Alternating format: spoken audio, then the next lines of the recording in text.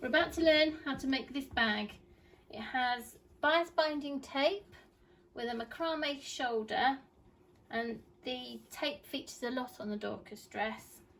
We also have a hem detail which we've turned into a top detail, so you can practice how to do a deep rolled hem. We have darts which are on the back of the dress, so there's 8 practices there on how to make those. And we also have French seams, which are a crucial part of the dress because we use those to tidy all the inside of it. The first stage to make this bag is to sew the darts, and you'll notice that there are 4 darts on each side of the bag, and we denote the points of the darts with these Kimball tags. And you see these Kimball tags here, and we put those in with this Kimball tag machine. It's got quite a thick pointed barbed needle on it, and if you look closely it does damage the fabric, so we need to make sure that we are doing the darts just beyond these holes. So the first thing to do is to mark each of the points on all of the fabric with your fabric marker friction pen, bearing in mind that this friction pen will disappear when you put the heat of the iron on it. And when you're making dresses, you may have 6 or 7 layers of fabric with a Kimball tag connecting them all together where the darts are, and it's really important to mark all these points before you remove the tags. So the next step is to get a pair of paper scissors, not your fine beautiful embroidery scissors, but a pair of paper scissors, and snip all these tags off once you've marked every dart.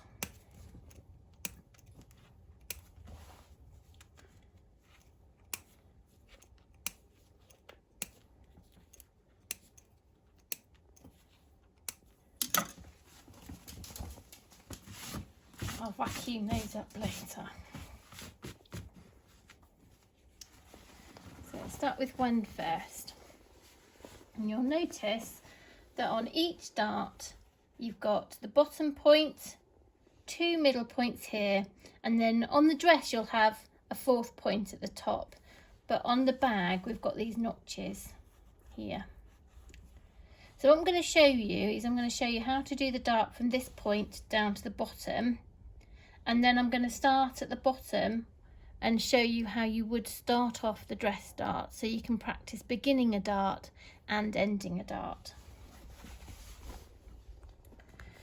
So we're matching up, in this case our notches at the top, and we're putting it under the machine where we want to sew.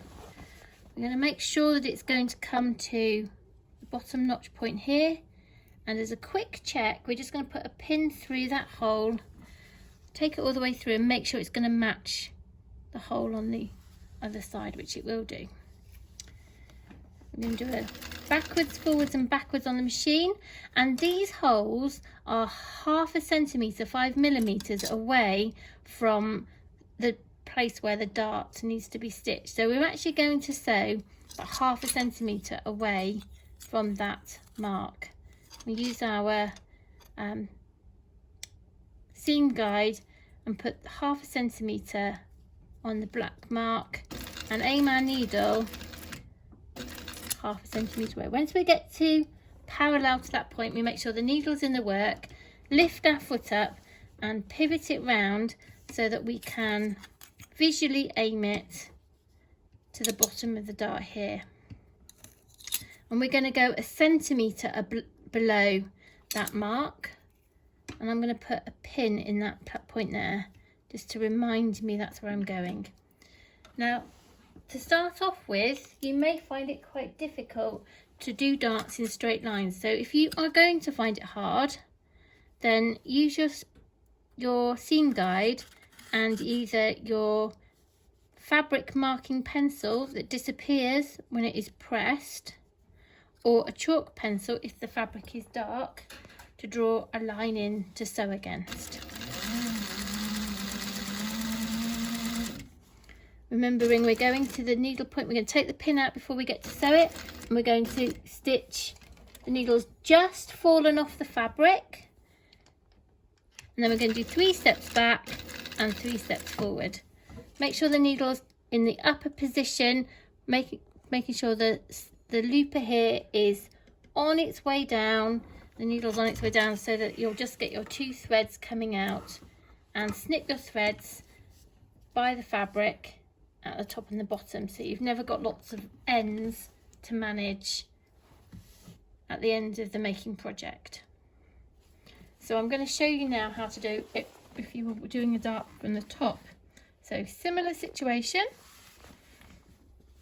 we're making sure that that hole is at the top, is on the fold, and we're putting the needle so it sits just on the edge of the fabric, 1 centimetre above the mark, and we're going to go forwards 3 steps, backwards 3 steps, and then we're going to start sewing. We need to make sure our notches are level, the bottom here, and that our other dart point in the centre matches on the other side. That's not quite matched up, so I'm just going to put my pin in there, and just catch it like that, so I know it's going to be in the right place. Remembering that we're going to sew 0.5 centimetre beyond that mark. So where we've got that mark, we're actually going to sew to there, because the hole was there. Nice straight line, mark it if you feel you need to. Before we get there, remove the pin, sew to the point, needle in, lift the foot up, pivot it round, match up the other end, or in the case of the darts for the dress, match up here, sew to the end, back tack a few stitches and forwards. Make sure the needle is out of the work but on its way down, so you don't get a nest of thread. Pull the threads out, snip right near the fabric, and snip at the beginning, removing all your ends as you go along. And you can see that we're getting this kind of effect on the front, and the stripes are going to twist because of the darts. I've got 6 more to do. So we're going to press the darts towards the centre front. So if this was the dress, this would be down the middle, and these would be the side seams here and here. We're going to just pull the fabric very slightly and steam the dart towards the centre front, making sure when we do the point that we're poking the iron into the point at the bottom. So press it into the point and then push the dart towards the middle, hoping the camera doesn't get too steamy.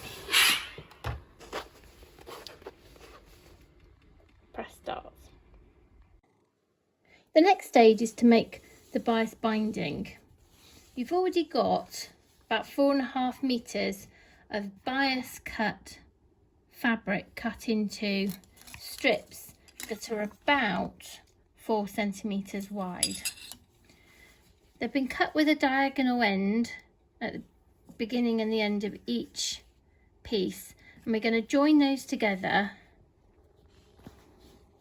by putting them on top of each other and crossing them at the point at which we want to join the binding. I'm going to do a little back tack and then sew to the end and then back tack.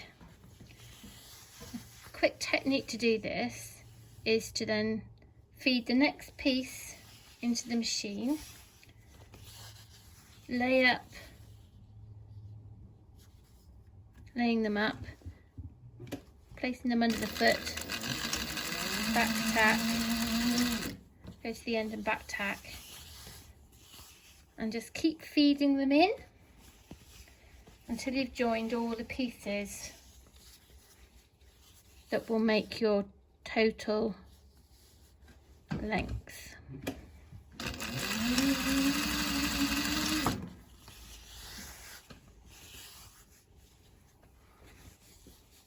That's the last one. Oh no, we've got two more.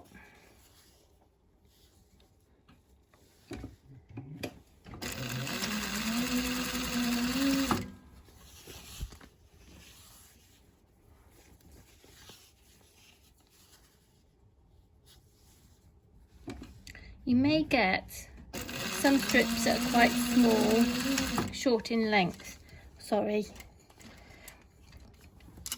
Making sure the needle is going down before I pull the fabric out.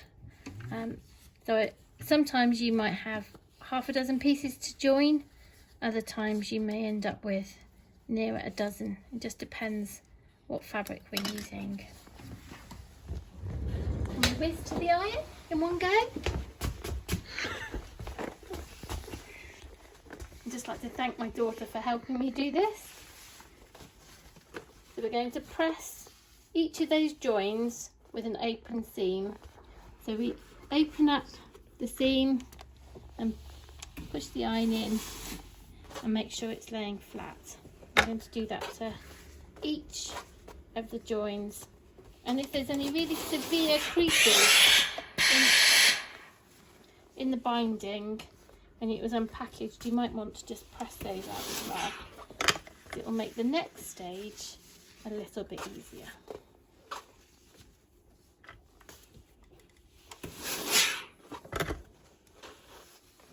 You might need some bias binding on some of the other bags, but this is all we need for this particular design. To make the bias ties or strings, we're going to fold the fabric so that the raw edges fold into the middle, and then we're going to fold them in half again, so you get the folds at one side, but we're going to lay it so you can see that fold from the underneath just sticking out beyond the fold on top, on the top layer. Put it under the foot and stitch a couple of stitches, and we're sewing quite close to the edge, but we're working away from it to plan our ties as we go along, folding the raw edges into the middle and then folding those to one side. You can see I'm using my index finger just to make sure everything's sitting nice, and then I'm planning the seam before I start sewing.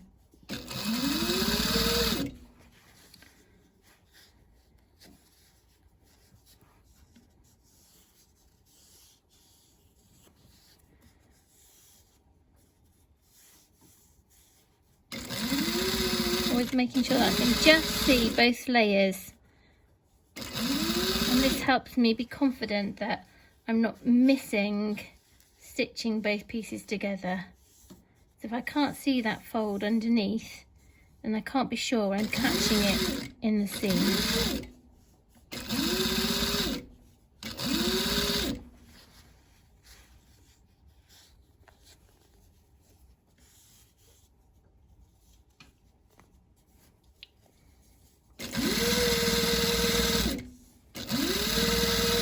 One thing you do have to be aware of is when you get to a seam, you will need to trim off the edges, because they'll get in the way and they'll make the tie too bulky. And you're going to rejoin me when I've finished my ties.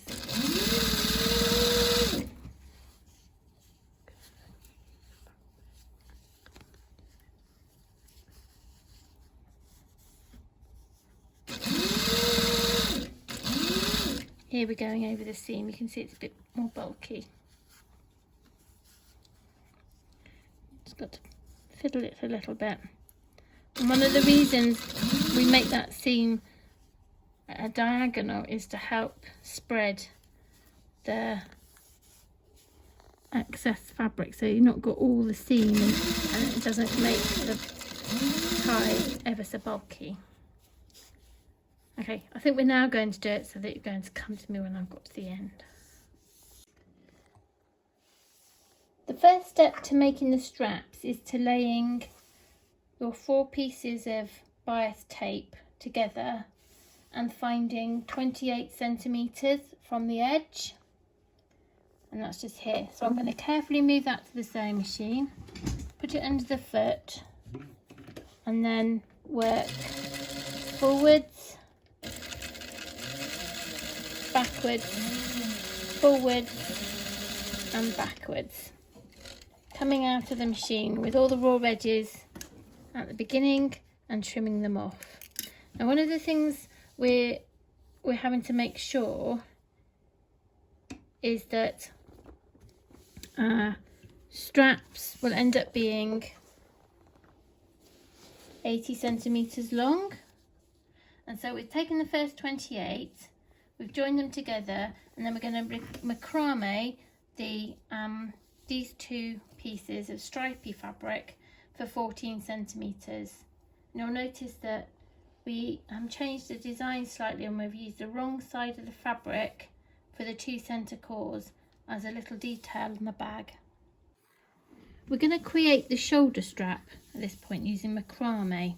So we've got these 2 center cords and then the 2 outside cords, and I'm simply using the foot of the sewing machine to hold it in place so I've got something to work against. You'll notice this left hand cord has got a little bow with a piece of string tied on it. It's not fixed to it, but it's just indicating that this is our loop cord, and you can see I can relatively easily move it up and down as we get through. So we're going to use our loop cord, and we're going to create a loop, then we're going to take our other piece over the loop cord, underneath the 2 center cords and through the loop on the other side, and tie it up at the top. Now the loop cord is now on the opposite side, so we're going to put the loop on this side, taking our other cord over the top of it, behind the back of the 2 center cords, through the loop and pulling it tight. And we're going to keep doing the same until we have about 14 centimeters of strap.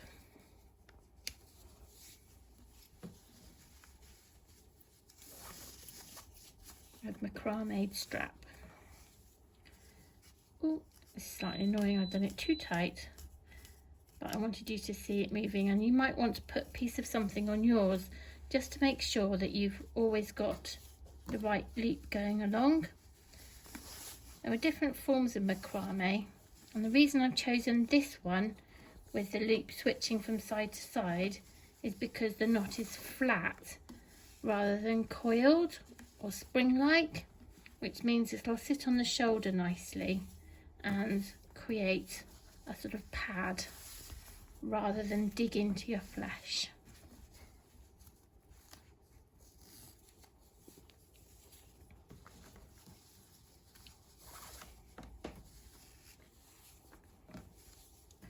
And it's surprising how much tie this macrame takes. So we've allowed about another 50 or 60 centimeters on top of our 80 centimeter strap length. So these 2 outer ties are 1.5 meters each in length, and the 2 inner ties are 80 centimeters.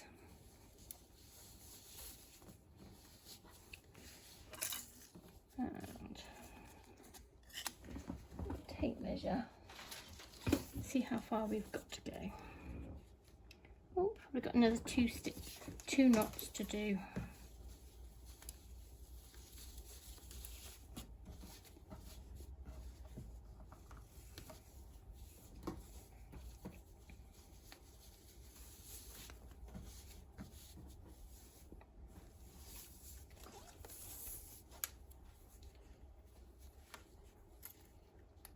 Oh, and one more to do.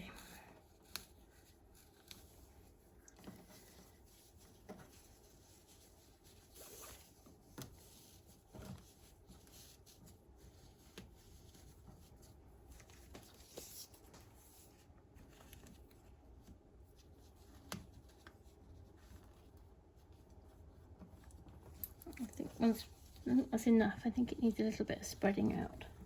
And by the time we've put these stitches together,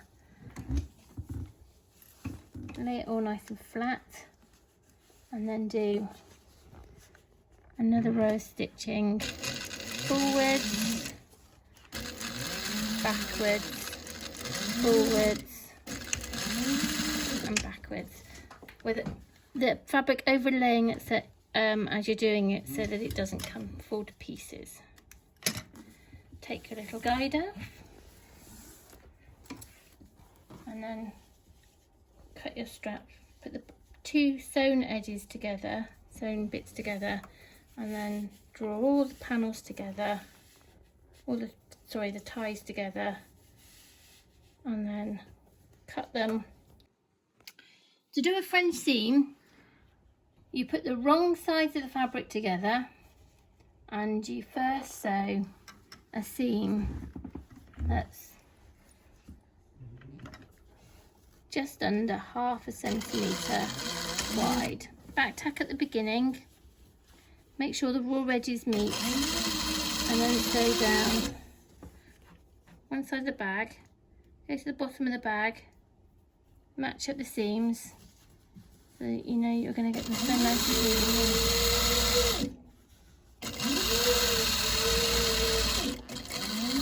And so you're going to sew down both sides and across the bottom.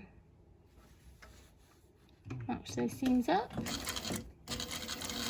Back tack. Go to the end. Make sure your raw edges are all tidy together. And sew your 1/2 centimetre.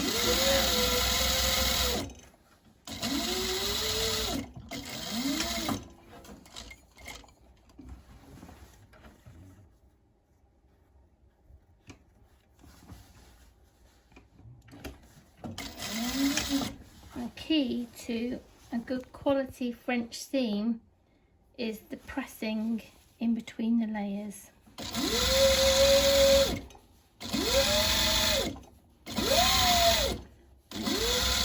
Really important at this stage to trim not only the thread ends but also any bits of frayed fabric that might end up sticking out of your garment when you've turned it through to the front.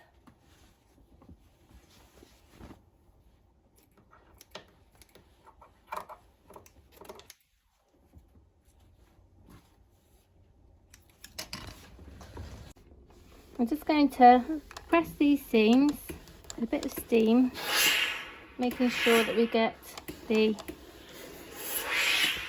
fold of the fabric or the crease in the seam nice and flush. Now, bad pressing makes a bad garment, and one of the problems with pressing is if you don't position your fabric properly on the board. So this would be poor pressing, and you see how that fabric is pushing across out of, particularly here, look, away from the seam, and the seam is miles away and the crease is here. The fabric's shouting, saying I'm poorly pressed. So we're pushing the fabric away to make sure we get that crease right on the seam edge.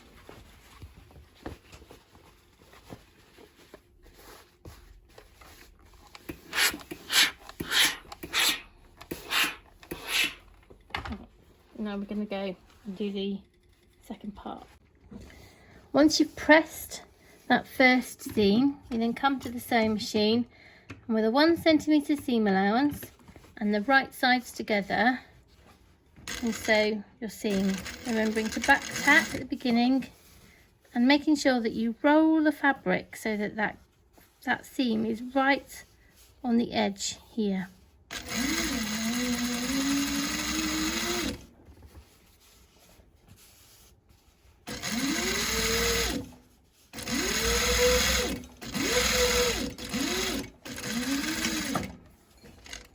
Oh, sorry, camera.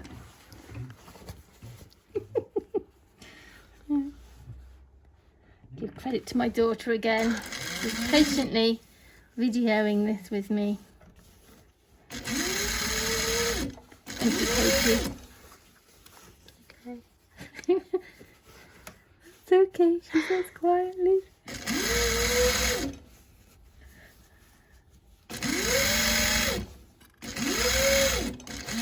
Okay, doing the back tack.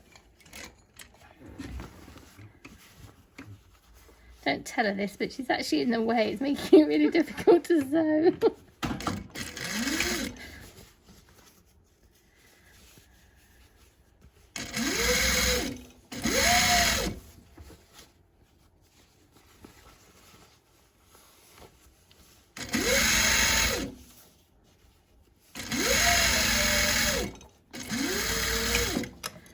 Before we go on to doing the top edge, we're going to do these corners. And because we put wrong sides together when we do a French seam, we're going to turn the bag through. And we're just going to do a 1/2 centimetre away from the edge. And we're going to make sure that the bottom panel seam is going in one direction and the side panel seam is going in the other. And we're going to do a 1/2 centimetre seam allowance. Seam.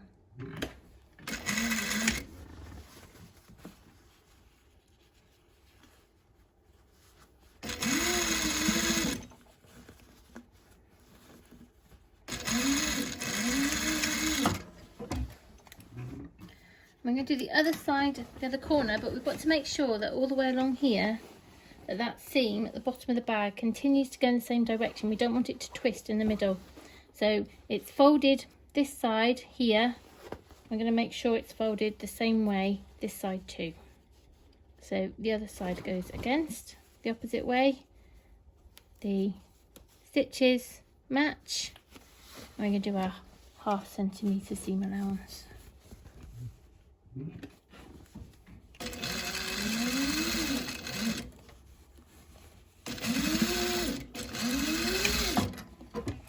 And at this point we need to go and press. But before we do that, we're just going to trim any excess off because it will show through on the right side of the bag and it'll look nasty. But if we get rid of it now, it'll be better. I'm just pressing these side seams. You'll notice they're going in the same direction towards each other here to enable the seam at the bottom of the bag to go nice and flat across and not twist.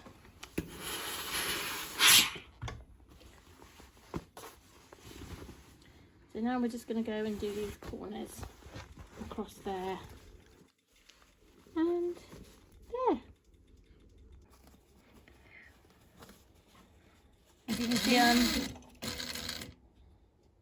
now look, look what's happening here.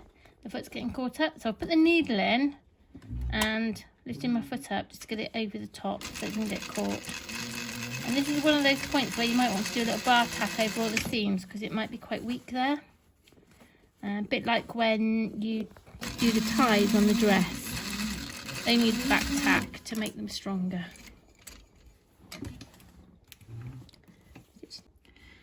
We're going to do the rolled hem around the top of the bag now. So we're going to start at the centre of the front panels. We've got a French seam just here, 2 darts, the centre where the notch is, 2 darts and the French seam. So we're going to start here at the centre where the notch is.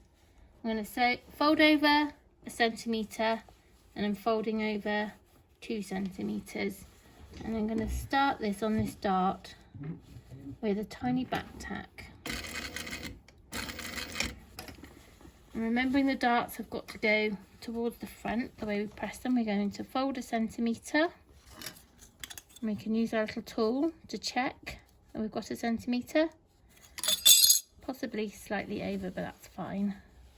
And then we're going to fold 2 centimetres, and then we're just make it nice and even and stitch close to the folded edge from dart to dart.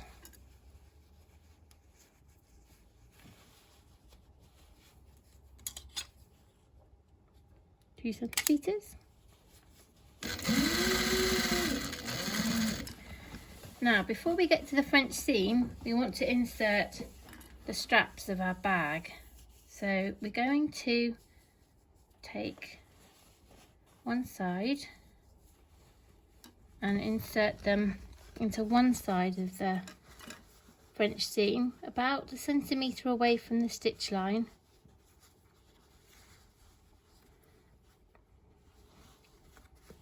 Like so. This is another stress point, so we're going to go and back tack over that bit. And we'll get the loop just over the French seam, and then we're going to place the other pieces of the strap so they touch that seam. Like nice up, tight up close.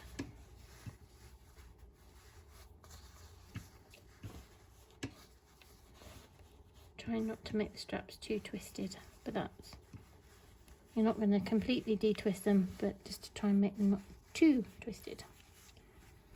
And making sure the dart on the other side is folding towards the front as well.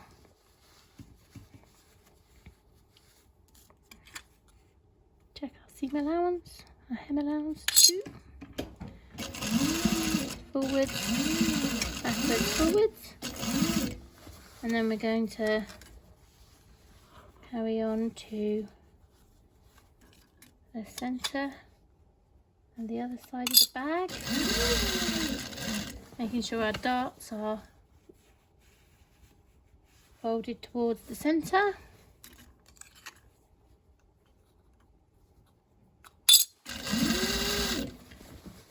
And then we're on the other side, making sure the darts are going back towards the centre, so you can see those ones are coming this way and those ones are going that way. Checking our seam allowances.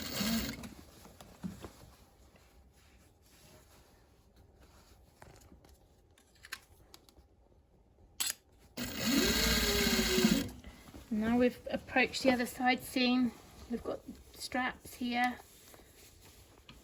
I want to make sure that it's not twisted, so I'm just going to hold it up, make it look, that looks nice that way, keep it the right way round, and then I want to feed that strap into there. Excuse me a moment.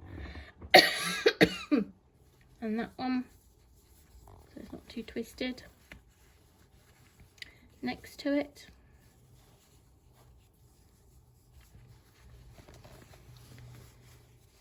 So that they're touching the French seam.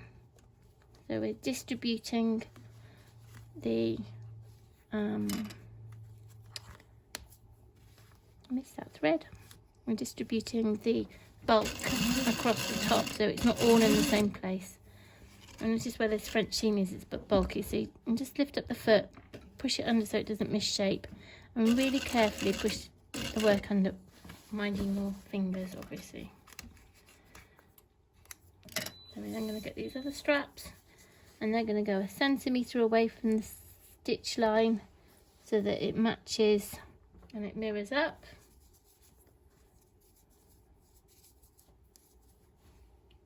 Did I go forwards, backwards and forwards over that strap? I didn't. I've got to go back and do that. There we go. That's important, that is.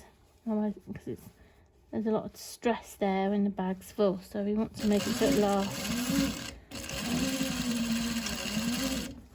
And then we're going to make sure that dart's facing the front of the bag. And we're going to get to where we began, do a little back tack, needle it out on its way down, snip our threads. And that is our bag made. Now we will find probably that this top edge will fold down, so we might choose to actually press it down as part of the design. I shall press it and finish it. It's been pressed, and you can see because we put the straps on the inside of the hem wants to fold down, so we've made that bit of a detail. And what we're going to do is we're going to bar tack the hem down just where the darts are, the stitching of the darts, here, here, here and here. So if we work from the inside, we're going to put our needle on that dart seam. We're going to go forward a few stitches, backwards a few stitches, forward a few and back a few, and then trim all the wool with the ends of the thread off. So that's there, here, so it's the darts nearest the straps, and it's just forward, backwards, and that is this bag made.